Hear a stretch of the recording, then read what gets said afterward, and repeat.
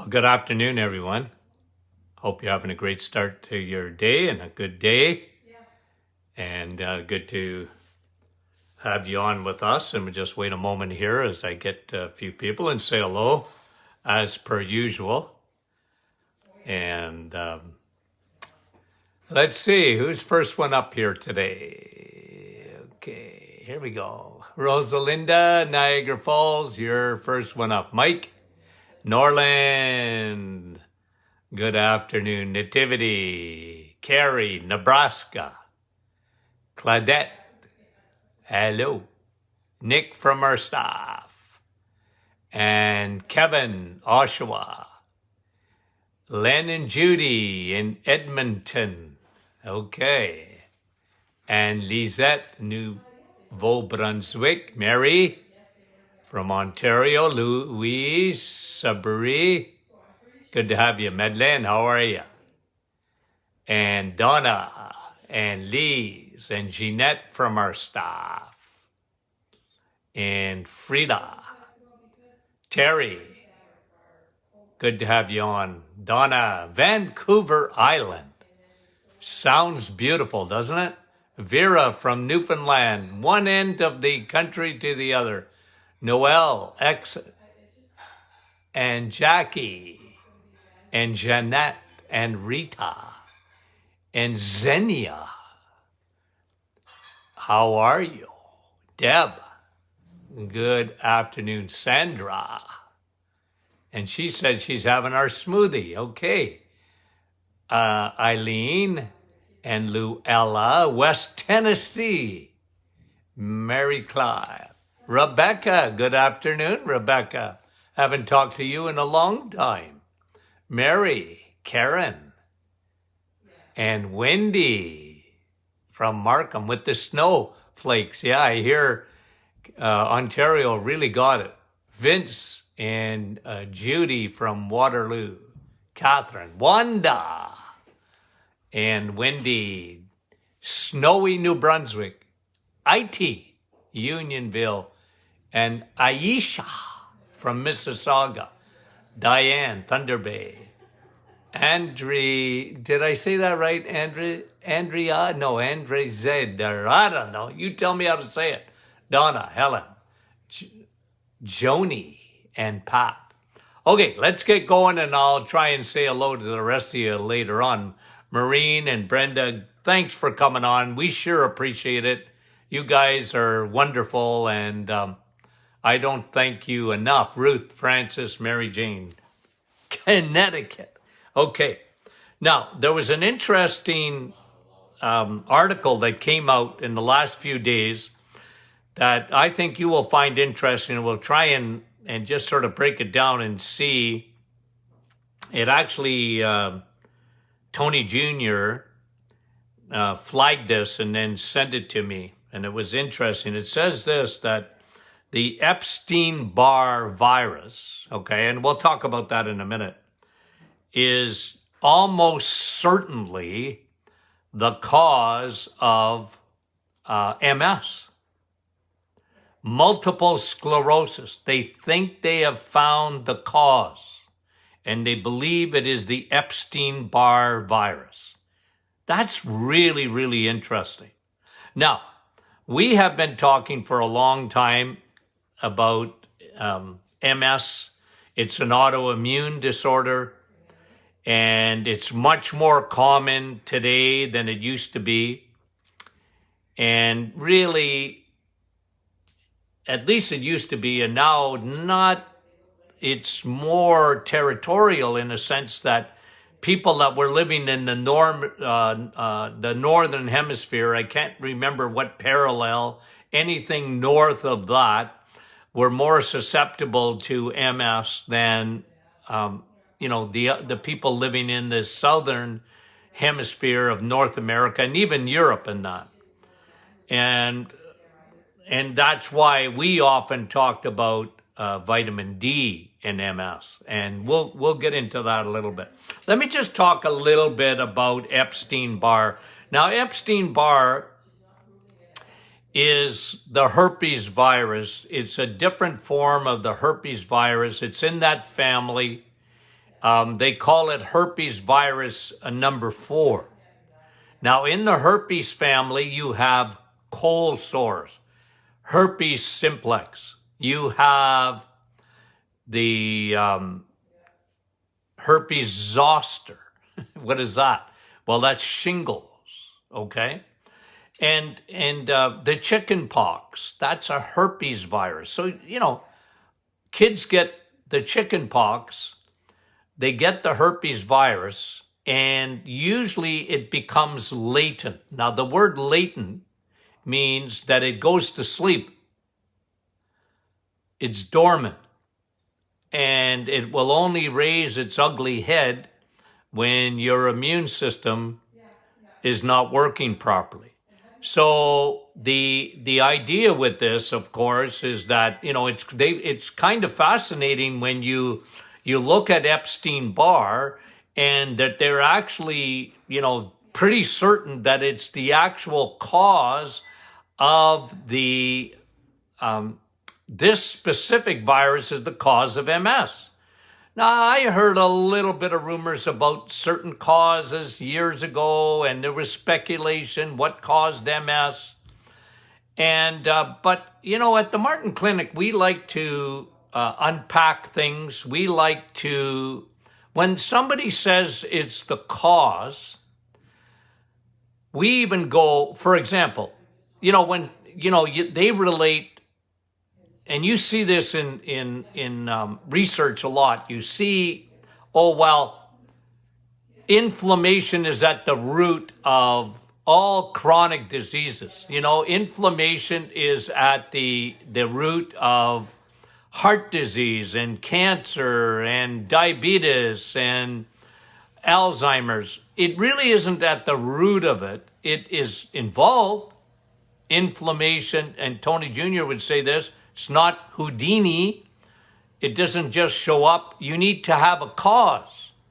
And so we always talked about our 3 seeds of a disease, insulin resistance and leaky gut. And thirdly, free radical damage, oxidative damage. We believe that those are the 3 seeds of disease. Now, we're going to say this again, because Epstein Barr might very well be the straw that breaks the camel's back when it comes to MS. Certainly involved. It's a virus.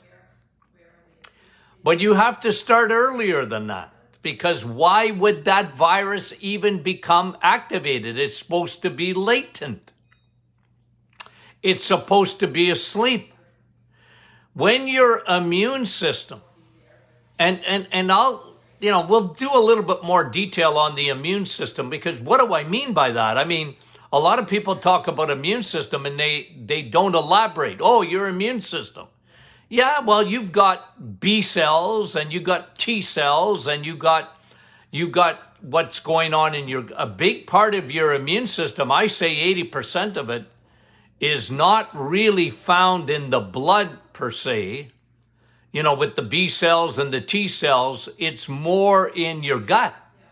And that's why leaky gut is such an important factor when it comes to any kind of disease.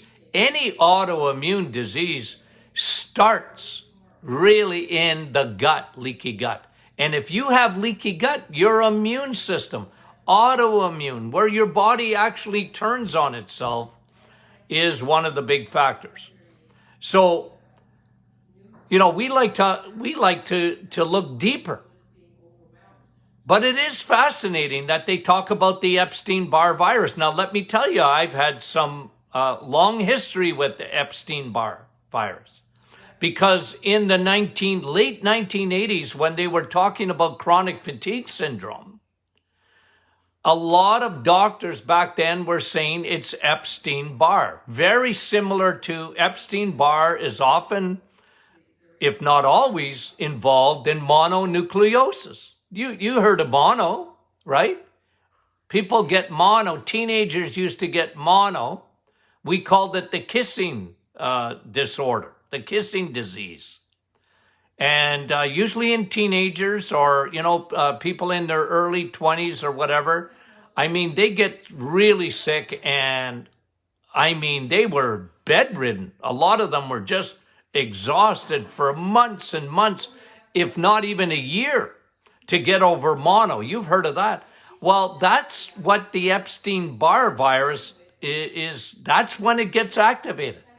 But they're saying now that the Epstein Barr is involved in the MS.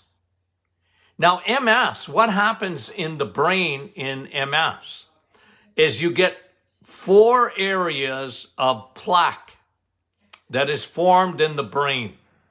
And this is why MS patients, you can have a little bit of a milder form, but MS can be it can put you in a wheelchair because of the plaques in the brain that affects the central nervous system. I used to have patients that they could hardly walk. They needed a walker to walk. And it was a degenerative type of MS.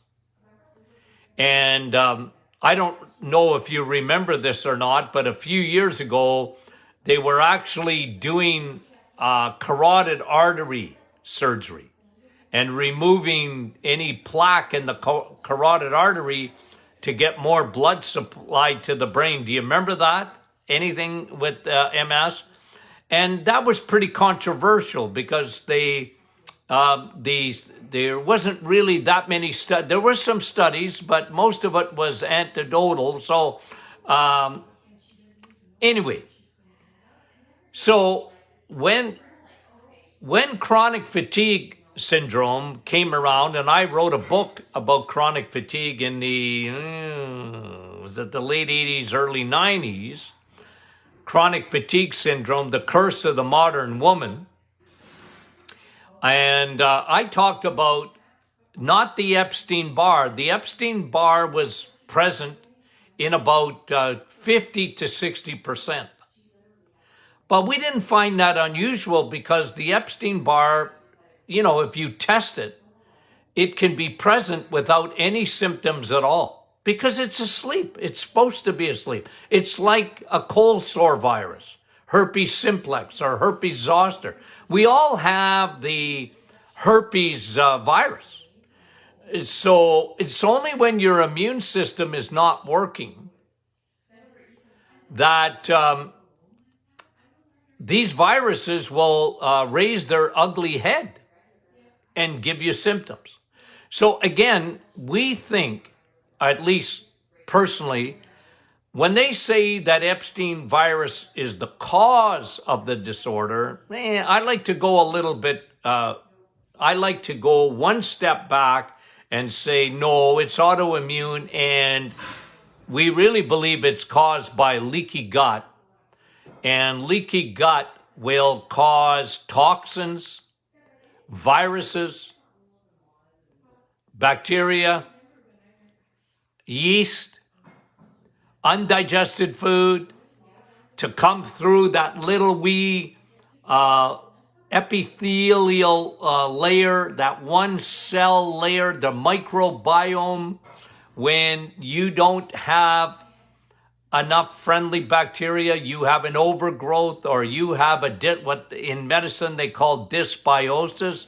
That often is the cause of leaky gut. Now, I'm going to take it even a step farther than that. And I mentioned this the other day when we talked about, and you can review this once the podcast comes out, on the gut killers. And we talked about 7 or 8 gut killers. What kills your gut? And when we talk about leaky gut, remember, you can have absolutely 0 symptoms and have leaky gut. I mean, what I mean by that is 0 digestive symptoms. Because leaky gut, remember what it is. Leaky gut is literal micro poisoning of your blood. Because you have a gut-blood barrier. And if you have a good border guards, Okay? If you have I often use the example, the difference between the Canadian and American border and the Mexican American border, two different borders altogether, right?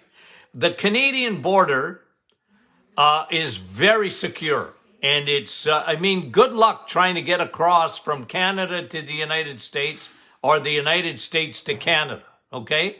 You think you can swim the Detroit River or get in on Lake Huron and get into Canada, or vice versa, get into the United States? Well, good luck with that. Those borders are really big time patrolled. But the Mexican border, notoriously, between Mexico and the United States, and it's in the news just about every day. They can, people are coming across that border on a daily basis. I don't know. I read the other day 200,000 or 300,000 this year already have come into the United States through the southern border. It might be even more than that. But I'm trying to make you understand leaky gut, because when you have border guards, when you have enough friendly bacteria, and when your microbiome is healthy, nothing is getting into your blood, guys, other than micro-sized food. So let's say you have a piece of meat and, you start digesting it in your mouth with the saliva and this and that, and, goes to the stomach, and you have good acidity in your stomach, and then it's off into the small intestine. It's been micro-sized. And the border guards, okay, your food, come on in. You're a bacteria, stay out. You're a yeast, stay out. We don't want you. You can't come into the blood. And if food is not digested properly, and if it's and you got leaky gut where you don't have enough friendly bacteria, then you get a dysbiosis, and then you get stuff that leaks through the blood-gut barrier. And once it's into the blood, it becomes systemic. So you would need leaky gut to start first before Epstein Barr virus would be activated and get into your brain, where MS, the majority of the plaques, the plaques along in the brain, you got to get into the brain through the blood. Leaky gut, leaky brain. But let me bring it one more step, because coming to those gut killers, the number one thing that kills your gut is antibiotics. Number one on the hit parade. This is the point I made back in the late 80s, early 90s. Even then, I was talking about, because when we did the survey of people that had, officially diagnosed with chronic fatigue syndrome, almost invariably, they were multiple users of antibiotics for recurring infections, even as kids, ear infections and throat infections. Many of them didn't have their tonsils anymore. And, they weren't taking out your tonsils at the first shot in the 1950s when I was a little kid. But by the time they got to the 1970s, they were much more reticent to take your tonsils out. They finally, hello, oh, I guess your tonsils are important. Yeah. God put them there so that they can trap bacteria. They're trap doors for bacteria. You need tonsils. But in the 1950s, they used to lure you to the hospital. I remember I was the only kid, because I remember one of our teachers, I think it was grade 5 or whatever, she said, put your hands up if you still got your tonsils. And I put my hand up. I didn't even know what tonsils were, really. But I put my hand up and I said, I still got mine. And nobody else in the class had their tonsils. But people were taking a lot of antibiotic. They didn't understand leaky gut back in the 50s and the 60s. And antibiotics saved your life, so they used them, and they used them way too much. But people, what happens when you take an antibiotic? You are suppressing your immune system. Well, how does that happen, Doc? Well, you destroy your friendly bacteria. Remember, 80% of your immune system is not in your blood. It's in your gut. And this is why you get a distraction, especially with an antibiotic, and then you get a yeast, you get fungus, you get candida. It starts to raise its ugly head. You might not have any symptoms at the start, but think about that. If candida yeast gets into your bloodstream, your immune system is going to try and attack that. And then you add a little bit of stress. Stress, you see, again, is not the cause. Stress isn't the cause of a suppressed immune system, but it's a factor. It's a factor. And when you have high cortisol and you're stressed, your immune system doesn't work as well. Now, we've talked about this on many a podcast in the past when we talked about the immune system and cancer. Cortisol, high cortisol over a period of time, especially women, are very, very vulnerable to breast cancer. And you know what men are vulnerable to when they're really stressed? Heart disease. Heart disease. Because we know that cortisol over a period of time creates inflammation. Inflammation will start damaging blood vessels and causing plaque formation. And so these are factors. So when you look at leaky gut, you look at the activation of the Epstein Barr virus. Most of us have Epstein Barr. I guarantee it. If they tested you, you probably have Epstein Barr. Don't worry about it. I don't worry about Epstein Barr. I do everything I can to keep my immune system. You see, guys, that's why I don't get too uptight about any virus. I don't. Oh, it's going around, Doc. Yeah, I know. But I'm more interested in for me personally, and for you to keep your immune system. Because you won't get MS unless it's autoimmune. Yes, starts in leaky gut, but that virus will not be activated. It will not be activated. If you have, let's go over them, just a few things that you can think about in terms of, because this is an important study. I'm glad they did it. I'm glad they're talking about it. I'm glad that they're shedding light on MS, and I like it. Like I said, I just want to bring it one step farther back. That's all. Farther back than the Epstein Barr virus.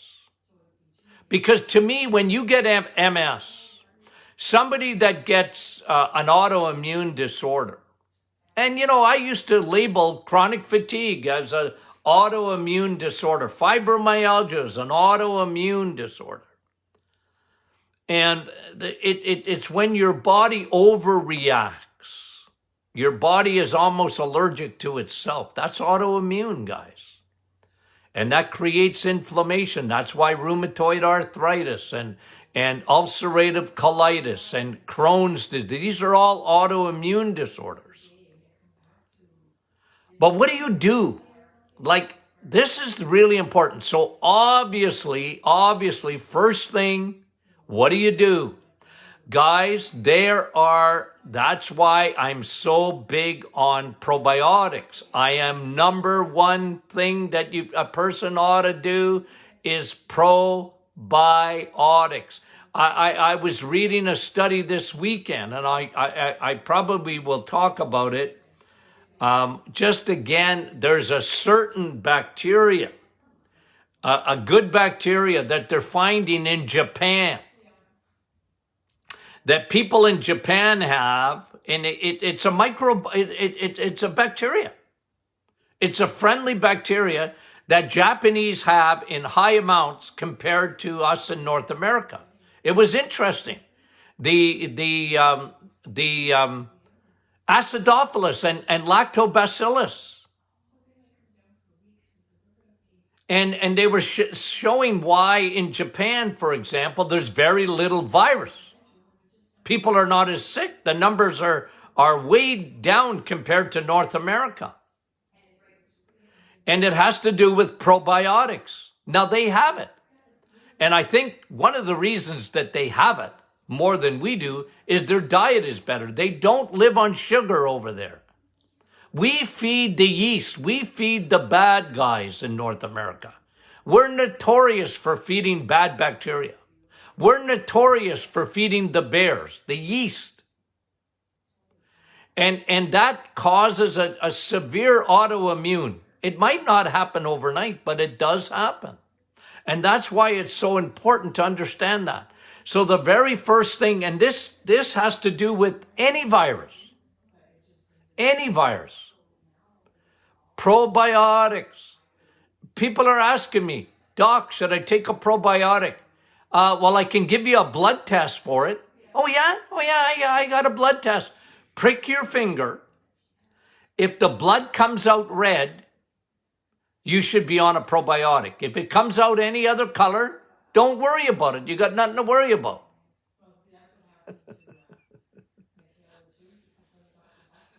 Somebody said, I said that in joking the other day, and someone said, well, what other colors are there? Okay?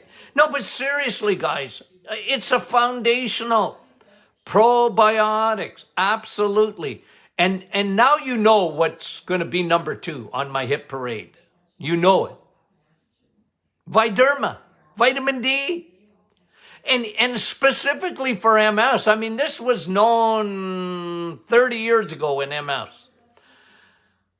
that people that got MS were very low in vitamin D. And this is why they talked about, the northern parallels. And, you live up, where I live in Sudbury, okay? See the map behind me? Look for the North Pole, okay, where Santa Claus lives, and come a little bit south and you'll find Sudbury and Timmins, okay? That's where I live.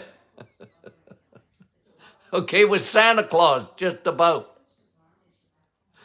So in the northern parallel, they were much more susceptible to vitamin D, but vitamin D, you see, is so key, guys, for your immune system. Even today,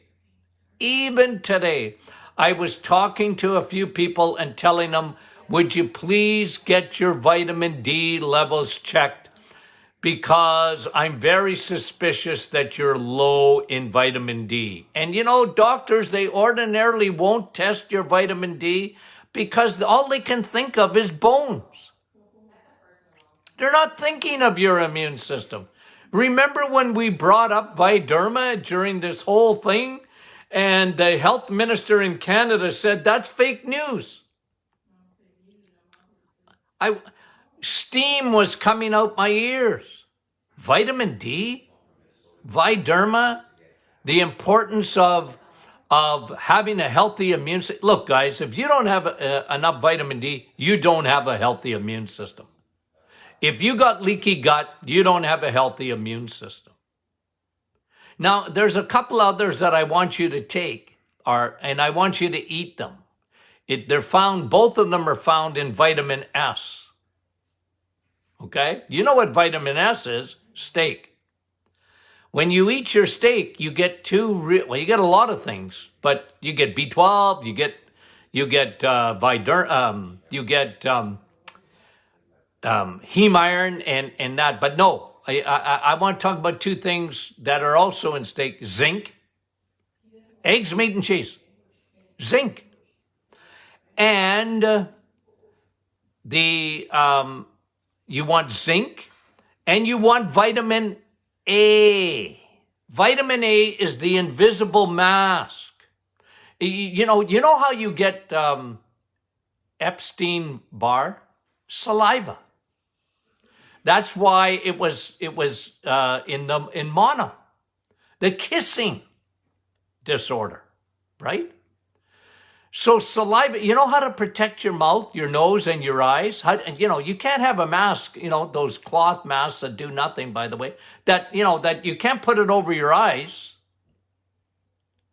right? But vitamin A covers your eyes. Vitamin A covers your nose. Vitamin A covers your mouth with an invisible mask. And you get vitamin A when you eat vitamin S. And butter. And cheese. And eggs. Vitamin A is not found in the plant kingdom. It's found in the animal kingdom. Okay? Now, you can get beta-carotene from the plant kingdom, but that's a precursor to vitamin A. It isn't vitamin A. Vitamin A is found only in the animal kingdom. Why are we seeing so much MS today? That's one of the reasons people are drinking the Kool-Aid of not eating animal fat. They're making a huge mistake. Have I ever mentioned that to you? Probably every day. Drives me crazy, guys. You need zinc, but you don't have to take a supplement of zinc. Eat it.